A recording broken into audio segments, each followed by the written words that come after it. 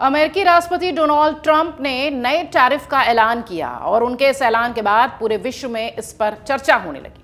आलम यह रहा कि ट्रंप के टैरिफ को लेकर कई देशों ने इसके खिलाफ मोर्चा भी खोल दिया। कुछ ने तो विकल्प तलाशने शुरू कर दिए। भारत के लिए यह टैरिफ इसलिए चर्चा में रहा क्योंकि ऐलान करते वक्त अमेरिकी राष्ट्रपति 2 अप्रैल को अपने दिए गए भाषण में खुले मन से प्रधानमंत्री नरेंद्र मोदी को अपना अच्छा मित्र बताते हुए दिखाई पड़े, लेकिन साथ ही यह तंज भी कसा कि उनका मित्र भारत अमेरिका के साथ सही व्यवहार नहीं कर रहा है। बावजूद इसके वो भारत पर डिस्काउंटेड टैरिफ लगा रहे हैं। इसमें चौंकाने वाली बात यह भी रही कि अगर आपने ट्रंप का ये वाला बयान सुना होगा तो आपको इसे सुनकर दोस्ती वाली फीलिंग जरूर आएगी कि चलो भारत के साथ इतनी दोस्ती तो कम से कम ट्रंप ने निभाई।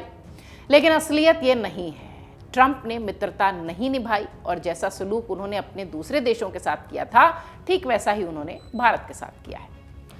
टैरिफ ऐलान के बाद से ही भारत के लिए एक अजीबोगरीब खबर सामने आई। पहले बताया गया कि भारत पर अमेरिका ने 26% का रेसिप्रोकल टैरिफ लगाया है, लेकिन कुछ ही देर बाद यह कहा गया कि 26 नहीं बल्कि 27% का टैरिफ लगा है। अपने इस ऐलान के दौरान उन्होंने एक पोस्टर भी दिखाया और इस पोस्टर पर एक लिस्ट थी जिसमें बताया गया कि किस देश पर कितना टैरिफ लगाया गया है, जिसके बाद से भारत में राजनेताओं के विरोध के साथ इसकी चर्चा भी जोरों शोर से होने लगी। ट्रंप प्रशासन ने भारत पर लगाए जाने वाले आयात शुल्क को अब 27% से घटाकर फिर 26% कर दिया है। व्हाइट हाउस के एक दस्तावेज में इस बात की पुष्टि हुई है।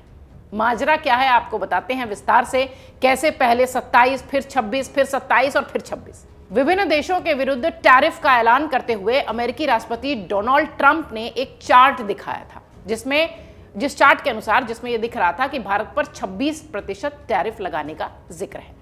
यही चार्ट दिखाकर ट्रंप ने ऐलान भी किया कि भारत, चीन, ब्रिटेन, यूरोपीय संघ जैसे देशों को अब इतना टैरिफ देना होगा। चार्ट को दिखाकर ट्रंप ने बताया कि भारत अमेरिका से आयात पर 52% टैरिफ लगाता है, लेकिन अमेरिका भारत पर निर्यात दर 26% की दर से ही टैरिफ लगाएगा। हालांकि व्हाइट हाउस की तरफ से जो दस्तावेज जारी किए गए उसमें भारत पर 27% टैरिफ लगाने की बात कही गई थी। इतना ही नहीं, ताजा अपडेट्स ये भी है कि अब इस दर को घटाकर 26% कर दिया गया है। जानकार कह रहे हैं कि 1% के अंतर से कारोबार पर कोई विशेष फर्क नहीं पड़ने वाला है।